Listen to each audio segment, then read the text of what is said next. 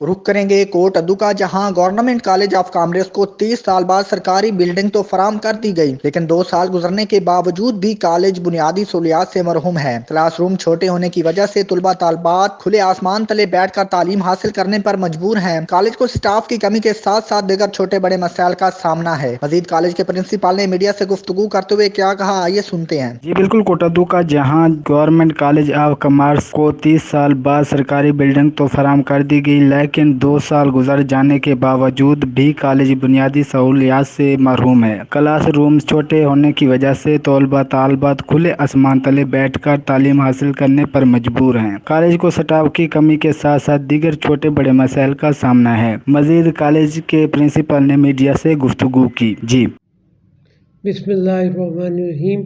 Government college of commerce Kot Addu 1986 में कायम हुआ और 1986 से लेकर 2018 के अख्ताम तक ये कोटद्दू शहर की तंग तारी गली कूचों में धक्के खाता रहा, किराए की इमारतों में।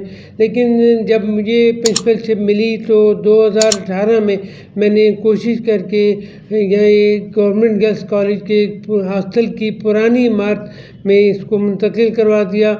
और उसके बाद से हमारे मसाइल का कुछ सामना है कि ये क्लासरूम यहाँ पे मौजूद नहीं है, छोटे छोटे हॉस्टल के कमरे हैं, लेकिन हम अपना काम चला रहे हैं। अब हमें एक हॉल की ज़रूरत है, क्लासरूम्स की ज़रूरत है, स्टाफ की भी कमी है।